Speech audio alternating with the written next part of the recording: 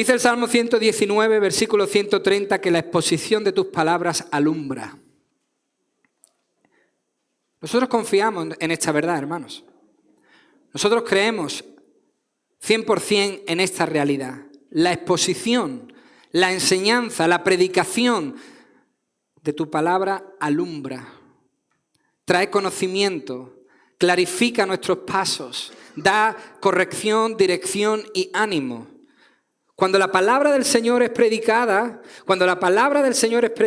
acorde a lo que dice, la persona es bendecida porque dice el Salmo que hace entender a los sencillos.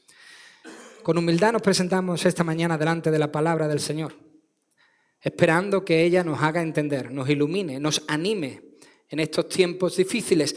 Quizá traiga una idea clara de lo que necesitamos para cada una de nuestras vidas. Somos personas diferentes, venimos de diferentes hogares, somos hermanos de una sola familia, pero cada uno tiene su circunstancia. Hoy te animo a que confíes en la palabra del Señor. La palabra del Señor es nuestro sostén, nuestra ayuda. La palabra del Señor es nuestra fortaleza. Y a ella acudimos con humildad en esta mañana, esperando que ella nos hable. Una pregunta antes de comenzar. Y tenéis que contestarla. No vale estar callado ahí sin contestar. Hay que contestarla. Los de la primera fila no. Porque yo he dicho que los que se sientan en primera fila no tienen que responder nada. De la segunda en adelante. ¿Qué expresión se usa cuando algo que se considera favorable se termina de repente? Por ahí vamos. ¿Cómo? Qué lástima. Se acabó lo bueno. Va con se acabó. Se acabó lo que se daba. Muy bien. ¿Qué expresión se usa cuando algo que se considera favorable se termina de repente? Se acabó lo que se daba. Hermanos, eso fue el mensaje de Dios para el pueblo, para un pueblo infiel como el que vemos en Oseas capítulo 9.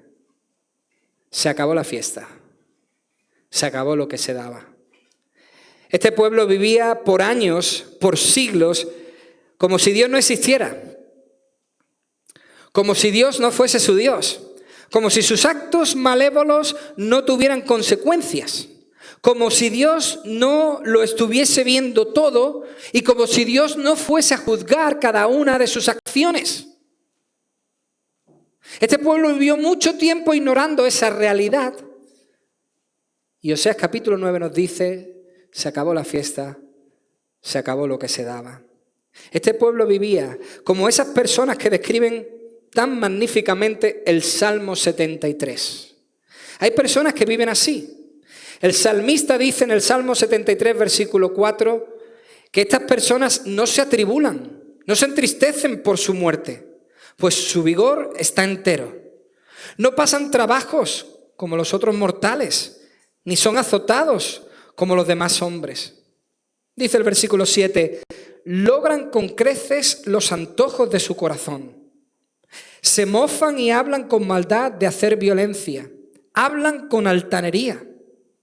El versículo 11 dice que estas personas se jactan en decir, ¿cómo sabe Dios? ¿Acaso hay conocimiento en el Altísimo? Estos impíos, sin ser turbados del mundo, aumentaron sus riquezas. ¿Viven sin temor a la muerte? ¿No pasan penalidades? Parece que todo les va bien. Su maldad no tiene fin y nada les ocurre. Aumentan sus riquezas, la vida le va estupendamente, pero dice el versículo 17, el salmista, que todo eso lo pensaba él hasta que, entrando en el santuario de Dios, comprendí el fin de ellos. Tú los pones en lugares resbaladizos, los arrojas a la destrucción. Son destruidos en un momento, son totalmente consumidos por terrores repentinos.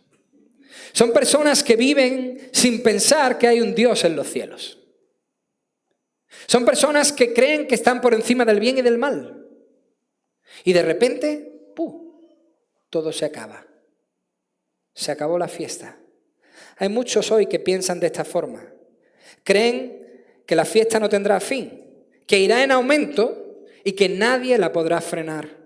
Son como dice el Salmo 10, versículo 4. El impío, en la altivez de su rostro, no busca a Dios. Todo su pensamiento es: no hay Dios.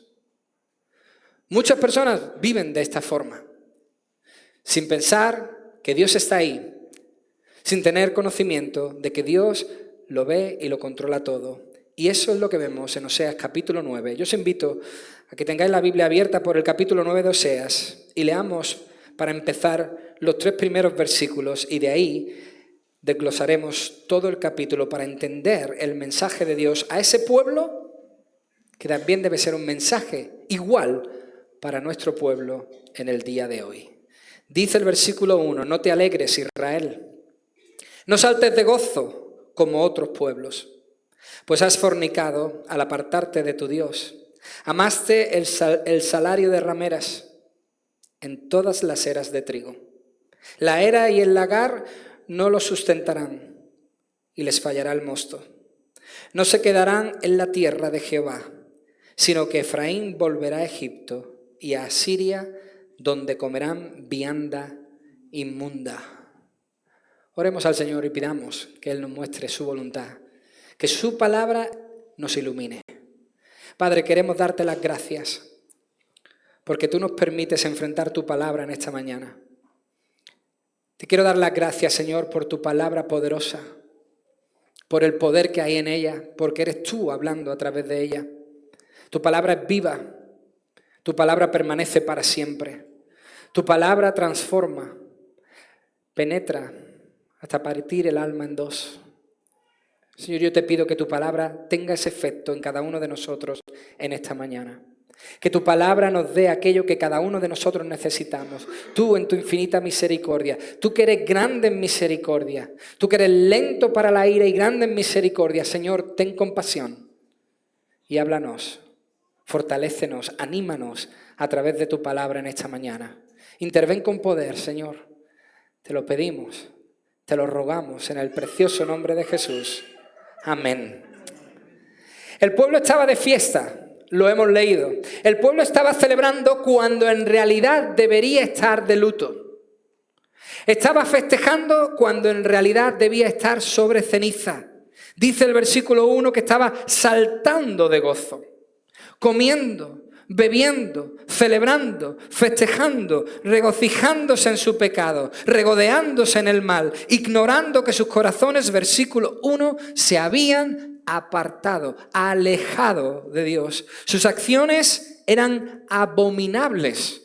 En otras palabras, sus acciones eran vomitivas ante Dios y no les importaba nada. Lo sabían, lo entendían, vivían regocijándose y regodeándose en esas cosas y no les importaba nada, sin conciencia de Dios, sin temor de Dios. Dice el versículo 1, amando el salario de rameras. ¿Qué quiere decir esto? Que deseaban, anhelaban, buscaban únicamente recibir beneficio al venderse a otros pueblos. Eso es lo único que deseaban, recibir algo a cambio de otros pueblos cuando ellos se entregaban completamente.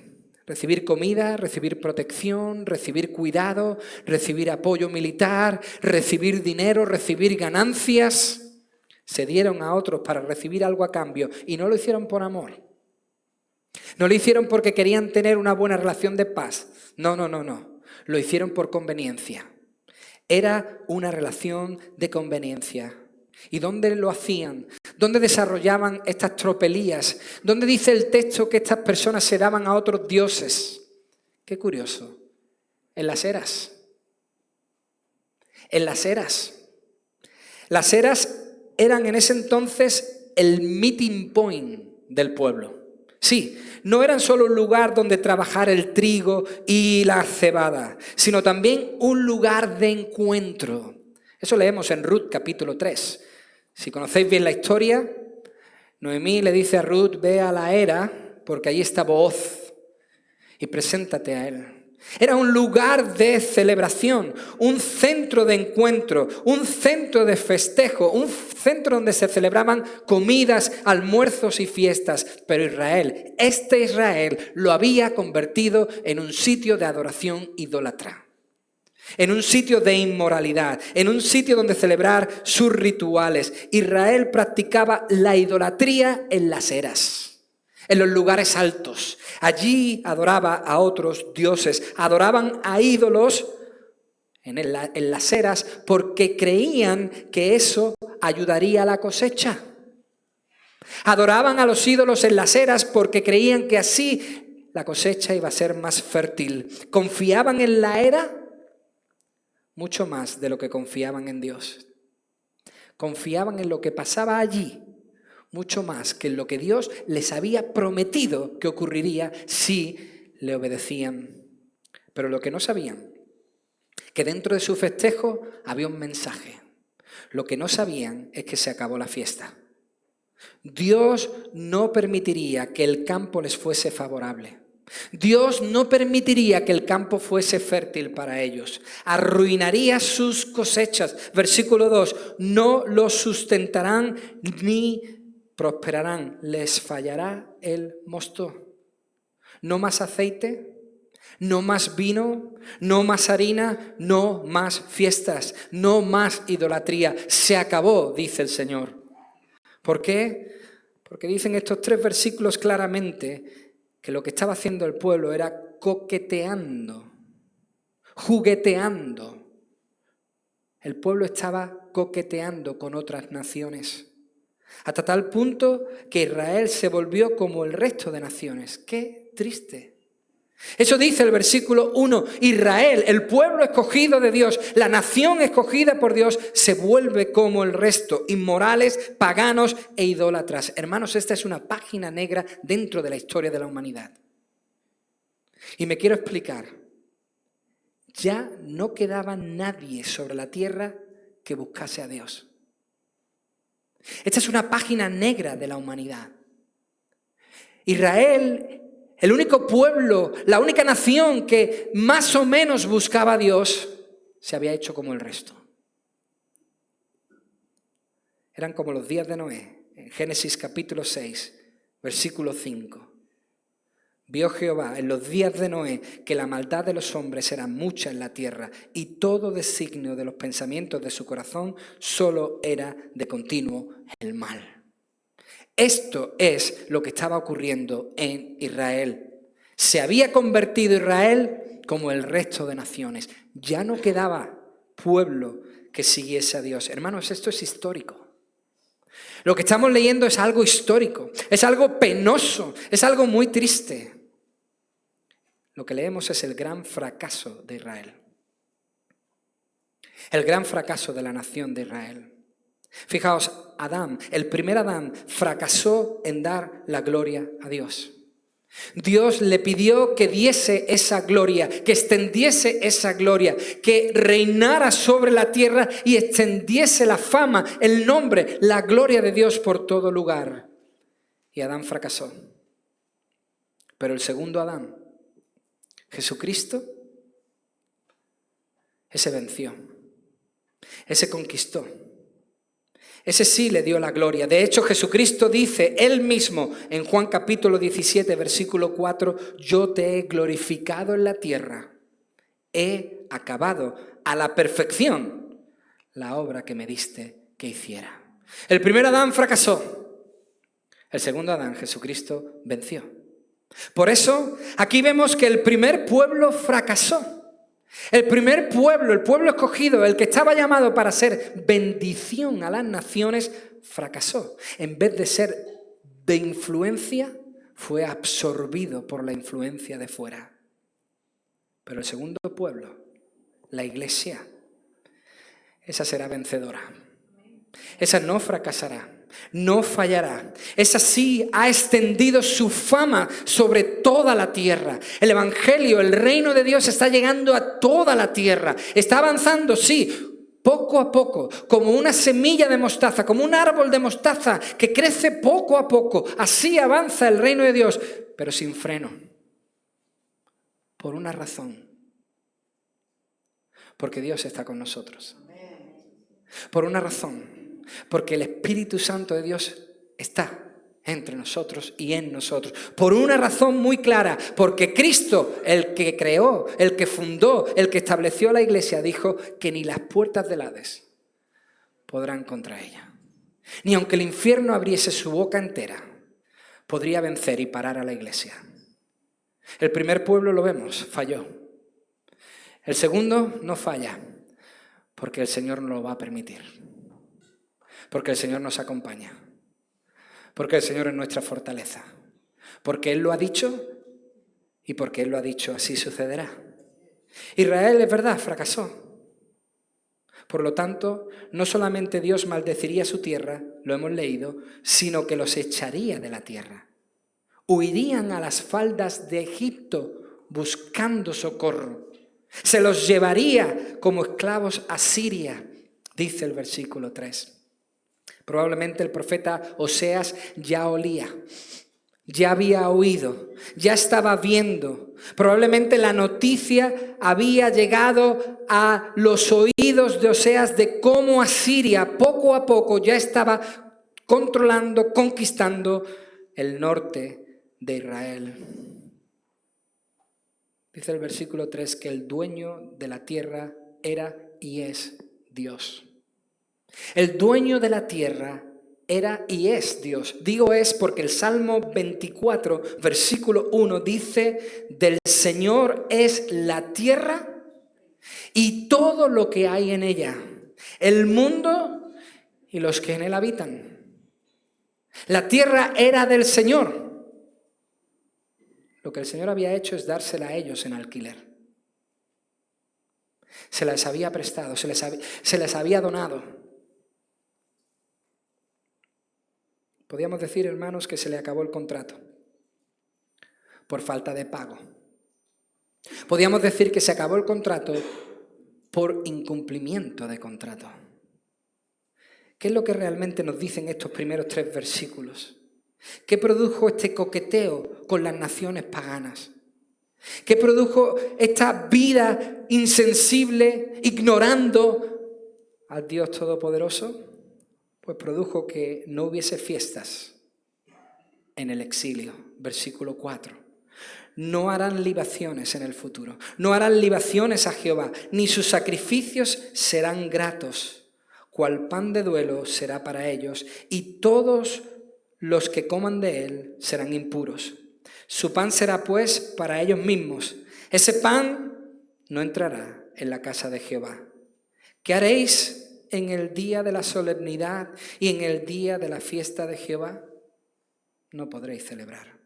Ellos se fueron a causa de la destrucción. Egipto los recogerá. Memphis los enterrará. La ortiga conquistará lo deseable de su plata y el espino crecerá en sus moradas. Cuando vengan a por ellos y se fuesen al exilio, crecerían los matorrales, los espinos, las ortigas, y consumirían todo lo que quedase en la ciudad. Pero el texto nos dice claramente que se acabó la fiesta, que la fiesta no iba a continuar en el exilio. Su nuevo hogar sería horrible. Sí, comerían lo que querían comer. Sí, comerían lo que deseaban comer, pero no les iba a gustar. Ese bocado no iba a ser placentero.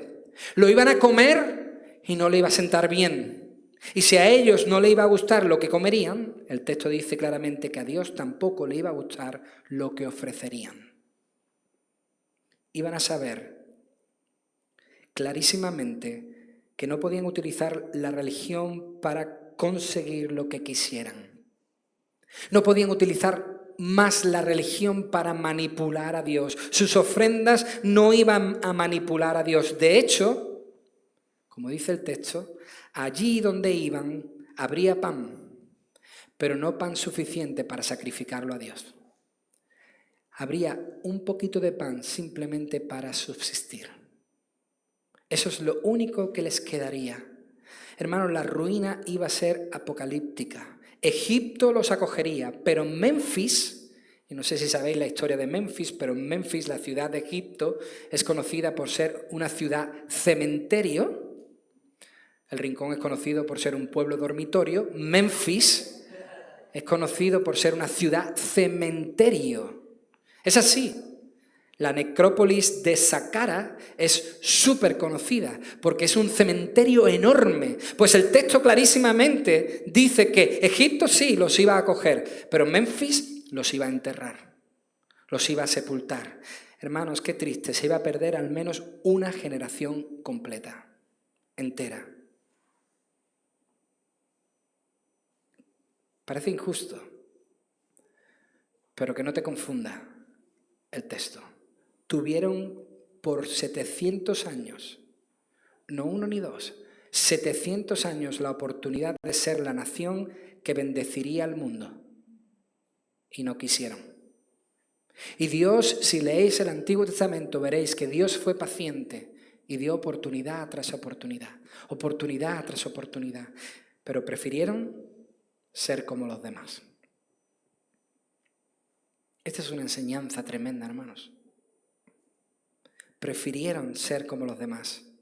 Por eso, como prefirieron ser como los demás, de alguna forma volverían al lugar de donde salieron. Dios los sacó de Egipto, de la esclavitud, y ahora volverían, algunos a Egipto, pero la gran mayoría serían esclavos llevados a Asiria.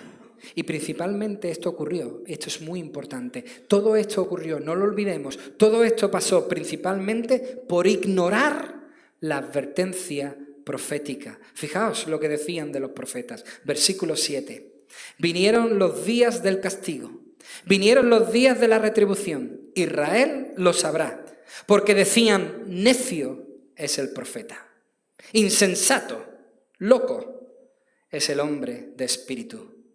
A causa de la enormidad de tu maldad y de la inmensidad de tu odio. El profeta Atalaya de Efraín está junto a mi Dios, pero vosotros le habéis puesto trampa, lazos de cazador, se le tienden en todos sus caminos. Incluso en esto, hermanos, fijaos, se le odia aún en la casa de su Dios. Llegaron hasta lo más bajo en su corazón, como en los días de Gabaá.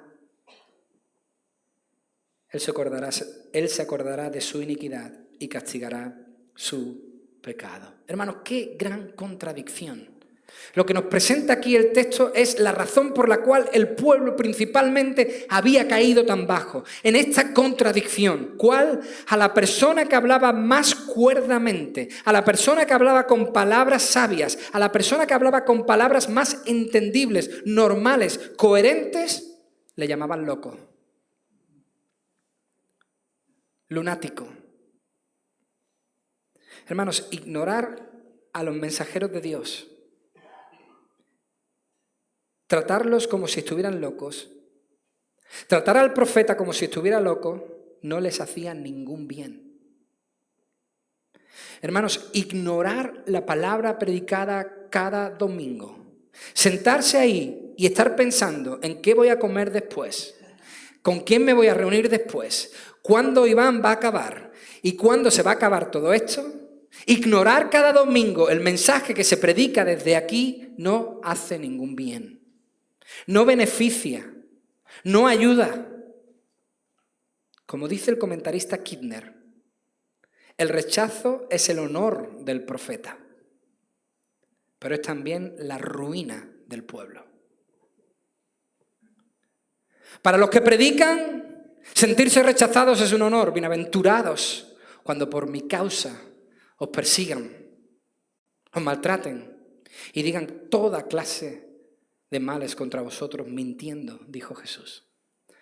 El rechazo para el profeta, para el mensajero de Dios es un honor, pues así trataron a nuestro Señor Jesucristo. Pero para el que lo rechaza, para el pueblo que lo oye y lo ignora voluntariamente, es ruina. Claro está, mientras hubiese fiesta, este pueblo estaba pensando, mientras siga la fiesta, ¿quién se iba a poner a escuchar los mensajes de un profeta estrecho y negativo? Mientras la fiesta esté, mientras haya vino, mientras haya orgías, ¿quién quiere escuchar a un profeta? Hermanos, Oseas proclamó la ira inminente de Dios. Fue llamado lunático. Oseas dice, esto es lo que nos dijo el Señor, lo estamos desobedeciendo, va a haber consecuencias. Un mensaje claro, un mensaje cristalino, un buen mensaje, un mensaje de arrepentimiento es bueno. Y le llamaron loco. Es incomprensible a veces, hermanos. Es incomprensible que al cristianismo se le llame locura. Ya no me lo trago más. ¿Cómo puede ser que al cristianismo se le llame locura? ¿Cómo puede ser que nos digan una y otra vez que nos han lavado el cerebro? Hermanos, pensadlo bien. No nos damos cuenta de lo que nos ha librado el Señor. No nos damos cuenta de las estupideces e irracionalidades de las que nos ha salvado el Señor. Como estas fiestas paganas que hacían estos. Hermanos, no nos damos cuenta clarísimamente de que hay otros pueblos que no piensan como nosotros, que hay otras personas en el mundo que no piensan como nosotros. No nos damos cuenta de las tonterías que nos ha librado el Señor. La iglesia de Maradona. La iglesia de los Jedi. Esto no es un chiste. Hay gente que verdaderamente son seguidores. La iglesia del unicornio rosa que no se ve. Confían que hay un unicornio cuyo cuerno es el que ha creado toda la vida. Y hay seguidores de estas cosas. ¿Sabéis qué religión es no lo voy a saber decir, nuwaubiaísmo? Esta religión creen que los hombres blancos han hechizado a los negros para mantenerlos sumisos en la ignorancia. Está la iglesia de la eutanasia. ¿Sabéis que hay personas fieles a la iglesia de la eutanasia? Esta iglesia se basa en un único mandamiento: no procrearás. Y se asienta en 4 pilares ideológicos fundamentales: suicidio, aborto, canibalismo y sodomía. De estas cosas nos ha librado el Señor. Los adoradores, atentos, no es broma, los adoradores de Rambo. Sí, este es un grupo de personas, un pueblo entero que desde que vieron la peli, los Camula adoran a Rambo. Y probablemente tuercen la boca como él cuando las cosas le van mal. Sí, nos reímos, creemos que es tontería, pero estas cosas ocurren. Hay un movimiento que se llama el movimiento de la creatividad. Dan culto solamente a la raza blanca. Y la cienciología, esta sí la habéis oído. Y todo el mundo dice, wow, qué sofisticada es la cienciología. Suena estupendamente. Y hay muchos famosos que la siguen. Y todo el mundo piensa, oh, qué buenos, qué inteligentes, qué sabios. Los cristianos están locos, pero los de la cienciología son... Xenu era el dictador de la Confederación Galáctica, que hace 75 millones de años trajo miles de millones de personas a la Tierra en naves espaciales parecidas a aviones DC-8. Eso dice la cienciología. Así se creó al ser humano. Y Oseas estaba loco. Y el cristianismo es un lugar, un movimiento que lava el pensamiento de la gente. Hermanos, el cristianismo no solo nos ha salvado en lo espiritual, sino que también nos ha librado de cosas raras y extrañas. De todo esto nos ha librado el Señor. Lamentablemente hay muchos que están atrapados en todo esto, pensando que tienen la razón. De todo esto nos ha librado el Señor, de cosas que pertenecen más a la locura que a la cordura. Dios nos ha librado de una tremenda esclavitud. Y este pueblo de Oseas, en las eras, haciendo estas orgías, creyendo que así la tierra iba a ser más fértil, que iban a tener más hijos, este pueblo llamó al profeta loco. Israel, que debía ser de bendición para todos los pueblos de la tierra, se convirtió en una trampa para todas las naciones. Pasó de ser una bendición para todos a ser la muerte de todos. incluso una trampa para los profetas y una trampa para ellos mismos. Oseas menciona su historia en el versículo 9 para hacer ver que su mal viene de lejos, que no fue un enfado repentino de Dios. El mal del pueblo no viene de hace 2 días. El mal del pueblo ya viene desde Egipto. Éxodo capítulo 32, ¿os acordáis? Ahí están, en las faldas del monte Sinaí pidiendo un becerro de oro cuando el Señor los acababa de sacar de Egipto. Su mal viene desde el tiempo de los jueces. Jueces capítulo 19 describe el horror, el horrible horror, la horrible perversión y violencia en Israel en los días de los jueces. Jueces capítulo 19 comenta cómo un matrimonio va a visitar a los padres de ella y pasa unos días ahí en la casa del padre de ella. Y dicen, nos queremos ir, y el padre decía, no, quedamos más tiempo. Ah, vale, nos quedamos un día más y nos queremos ir. No, quedamos mucho más tiempo. Y cuanto más tiempo se quedaban, más lo veía la gente del pueblo, más los observaba la gente del pueblo. ¿Y qué ocurrió? Ocurrió como en los días de Sodoma y de Gomorra. Sácanos a tus visitantes. Queremos conocerles. Este hombre se ve impactado. Y como en los tiempos de Sodoma y Gomorra, ofrece a su propia familia. Pero el pueblo dice que no, que quieren a ese hombre. ¿Y qué ocurre en Gabaa? Que finalmente toman a la hija de este hombre, abusan de ella toda la noche hasta matarla. Y por esa inmoralidad, perversión, casi se pierde a toda una tribu, la tribu de Benjamín. Porque Israel entero se puso en guerra contra Benjamín.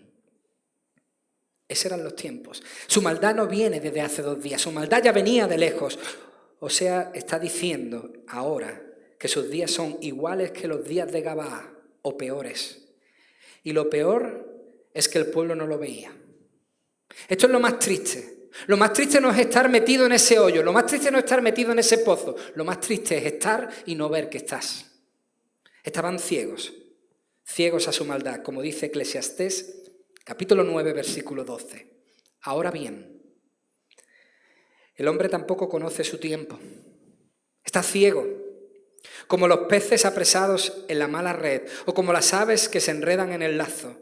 Así se ven atrapados los hijos de los hombres por el tiempo malo, cuando de repente cae sobre ellos. No lo ven, están ciegos y de repente caen en el hoyo.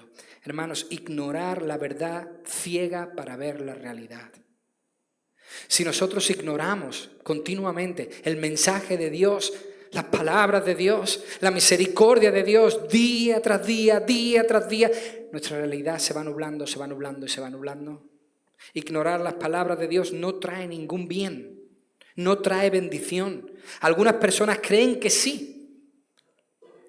Y creen que sí porque la gracia común de Dios les alcanza. Creen que sí porque la gracia común de Dios ha caído sobre ellos. Y dicen, mira, yo no soy cristiano y me va estupendamente. Yo celebro Halloween. Yo me voy a los lugares altos y hago lo que quiero, no me importa. No tengo ningún miedo. Creen que sí porque aún la gracia de Dios ha caído sobre ellos, pero en realidad vivir así, de esta forma, solo trae mal y finalmente juicio. La prueba son los siguientes versículos. Versículo 10. Fijaos qué bonito lo que dice el Señor al principio del versículo 10. Como uvas en el desierto, hallé a Israel. Vi a vuestros padres en sus primicias como la fruta temprana de la higuera. Pero al acudir ellos a Baal peor, se apartaron para vergüenza. Y se hicieron abominables como aquello que amaban. La gloria de Efraín volverá cual ave, de modo que no habrá nacimientos, ni embarazos, ni concepciones. Aunque lleguen a crecer sus hijos, los quitaré de entre los hombres. Hay de ellos también. Qué triste esto, atentos hermanos. Hay de ellos también cuando de ellos me aparte. Efraín, según veo, se ha hecho semejante a Tiro, situado en un lugar delicioso, pero Efraín llevará sus hijos a la matanza. Y dice el profeta, dales Jehová lo que les has de dar.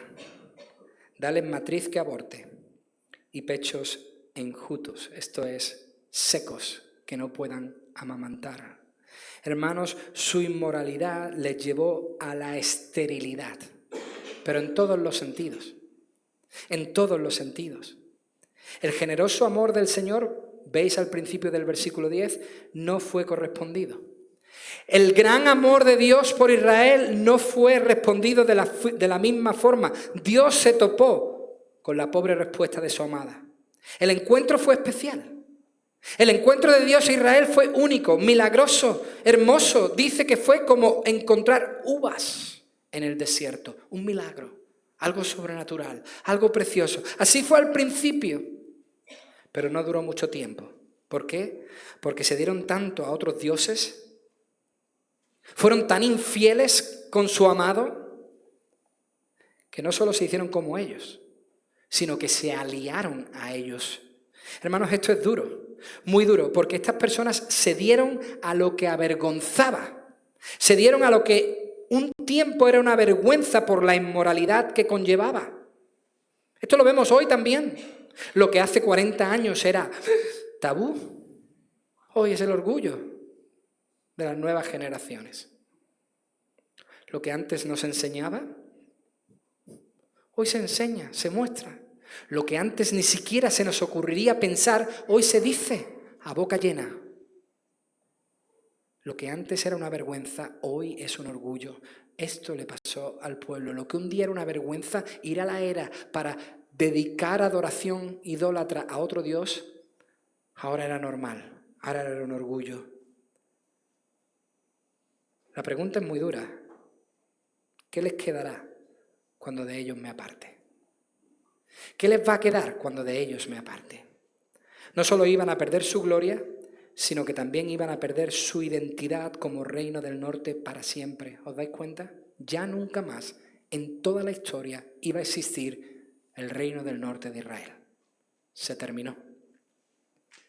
Evidentemente, la ausencia de Dios, ¿sabéis lo que significa?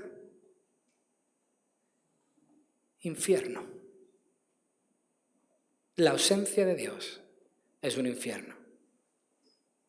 Eso es lo que significa. Y cuando Dios se apartase de ellos, iban a vivir un infierno. El propio Oseas ora en el versículo 14. Muy atentos a esto, que nadie lo malinterprete. Seguid el contexto y entended lo que dice el profeta. El profeta no ora que mate a los niños, sino que no les devuelva a Dios su gloria.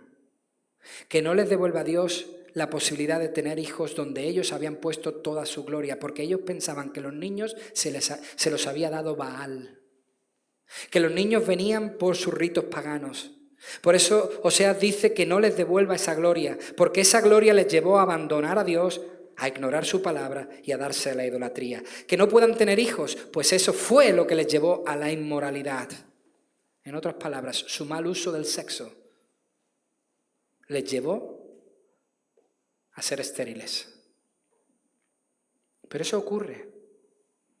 Creemos que el abuso de la sexualidad no va a traer ningún problema, pero tiene muchas consecuencias. Y el pueblo lo pagó. Y por no cumplir su propósito para las naciones, versículo 15, andarían errantes entre las naciones. Terminamos. Toda la maldad de ellos se manifestó en Gilgal. Allí pues les tomé adversión. Por la perversidad de sus obras los echaré de mi casa, ya no los amaré más. Todos sus príncipes son desleales. Efraín fue herido, su raíz está seca, no dará más fruto. Aunque engendren, yo haré morir el precioso fruto de su vientre. Mi Dios los desechará, porque ellos no lo oyeron y andarán errantes entre las naciones. Gilgal, donde pisó por primera vez Josué la tierra prometida. Gilgal, donde el primer rey de Israel, Saúl, tuvo su primera victoria. Gilgal, donde volvió David por primera vez después del exilio para ser nombrado rey. Gilgal, ese lugar grande y famoso, se había convertido ahora en el centro de la idolatría, la adoración sincretista. Era un sitio establecido, era un sitio emblemático que podía dar testimonio de la gloria de Dios. Era un sitio que podía ser para el recuerdo de la fama y la gloria de Dios. pero ahora se recuerda por ser un sitio de idolatría. Qué pena, hermanos. No solo fueron un obstáculo para las naciones, no solo no fueron una bendición para el resto de naciones, sino que se hicieron como el resto de naciones. Israel no fue de influencia, Israel fue influenciado. El versículo 17 cierra el círculo de este capítulo 9. El capítulo termina como empieza. Dios los desechará porque no lo oyeron, porque no prestaron atención a su mensaje, por querer ser igual que las demás naciones paganas e idólatras. Desde Moisés, Moisés tarda en venir, haznos un becerro de oro. Y cuando Aarón levanta el becerro de oro, el pueblo dice, ese becerro fue el que nos sacó de Egipto. Y Aarón recapacita un poco y dice, bueno, hagamos otra cosa, vamos a un paso intermedio. Mañana haremos un día de celebración a Jehová y llamaremos a este becerro Jehová. Desde el principio quisieron ser como los demás pueblos. Desde Saúl, desde David, queremos un rey como las demás naciones. No queremos que tú sigas gobernando sobre nosotros, queremos un rey como los demás pueblos. Desde el principio quisieron tener lo que otros pueblos tenían, ser como otros pueblos. Por no querer ser como Dios, por no querer ser como Dios quería que era lo mejor, se les acabó la fiesta. Hermanos, este es el problema en una parte del pueblo de Dios hoy. Este es un problema dentro del cristianismo en el día de hoy. Queremos ser como el resto. Queremos ser como el mundo. Queremos las mismas metas y queremos los mismos beneficios. Queremos alcanzar las mismas cosas. De hecho, deseamos las mismas cosas. Queremos que lo material llene nuestras arcas, en vez de desear que lo espiritual llene nuestro corazón. Deseamos lo mismo. Nuestro corazón codicia más lo que perece que lo eterno. Y permitirme decir esto, hermanos, eso sí es locura. Si tú conoces la verdad y deseas aún lo material como el resto por encima de lo espiritual, algo no va bien. Esa será una fiesta breve, una fiesta corta. Hermanos, no deseemos ni envidiemos a esos que actuando mal aparentemente les va bien. No te equivoques. No nos dejemos engañar por su estado. Oh, haciendo el mal, le va estupendamente. Mira, otro coche. ¡Wow! Increíble. Porque eso es ilusorio, vacío y temporal. Y lo peor de todo, una vida que ignora voluntariamente a Dios está destinada a un juicio. No coqueteemos con las naciones, seamos luz a las naciones. El pueblo de Dios hoy en España tiene una tremenda oportunidad de demostrar que somos un pueblo especial, llamados para anunciar las virtudes de aquel que nos sacó de las tinieblas a su luz admirable. No coqueteemos como el resto, no actuemos como el resto. Hoy tenemos una gran oportunidad de demostrar que somos un pueblo diferente. Hoy tenemos la gran oportunidad de mostrar amor, bondad, misericordia, perdón, restauración. Hoy tenemos la gran oportunidad en España de decirle a nuestra nación que en Dios hay esperanza.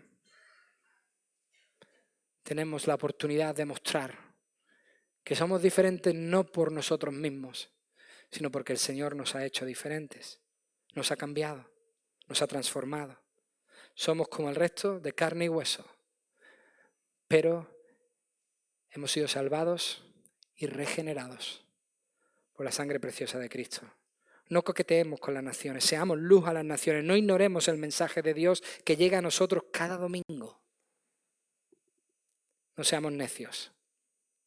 Anhelemos la fiesta eterna más que la fiesta temporal. No te equivoques pensando que el cristianismo no es una fiesta. Si acaso hoy estás sentado dentro de una fiesta. Hoy celebramos. Hoy nos alegramos. Pero ¿sabes qué? Esta fiesta será eterna. Por los siglos de los siglos. En la presencia de nuestro Señor. Amemos más, anhelemos más la fiesta. Anhelemos más el reino de Dios y su justicia. Y todas las demás cosas, hermanos, el Señor ha prometido añadirlas. Confiemos en su mano. Que Él los bendiga. Padre, muchísimas gracias por el mensaje que tú has traído a nosotros esta mañana. Gracias, Señor, porque verdaderamente tu palabra ilumina. Verdaderamente creemos y confiamos en que esa es una realidad. Señor, nuestros corazones están pesados, atribulados por las noticias que nos bombardean, que son tristes. Señor, hoy nosotros nos apenamos con aquellos que están sufriendo. Hoy nosotros, Señor, nos entristecemos con aquellos que están tristes. Hoy lloramos con los que lloran. Pero confiamos que en ti hay salida, que en ti hay esperanza, que en ti hay restauración, que tú pondrás en pie todas las cosas. Yo te ruego que este pueda ser el resultado para muchas personas en esta horrible tragedia. Quieras tú que tu misericordia les alcance de tal forma que ellos puedan clamar a ti por ayuda, agarrarse a ti como su sustentador, su consuelo. Padre, bendícelas, ayúdalas. En este día te pido, Señor, que tú sigas haciendo que esto pueda avanzar hacia adelante. Ten misericordia, Señor, y que sean encontrados aquellos que están perdidos. Quieras tú que algunos vivos, Señor. Quieras tú, Señor, que algunos permanezcan con vida y sean recuperados. Señor, te ruego por tu iglesia también, pidiéndote que tú nos ayudes a mostrar la diferencia, no por nuestra fuerza, no por nuestro poder, sino por tu Espíritu. Nosotros no confiamos en carros ni en caballos. Nosotros hacemos memoria de ti y creemos que eres tú el que puede hacer la obra a través de nosotros. Llévanos, ayúdanos, Señor, como pueblo, a dar un fiel testimonio de tu compasión y misericordia. Gracias, Señor, por tu bondad.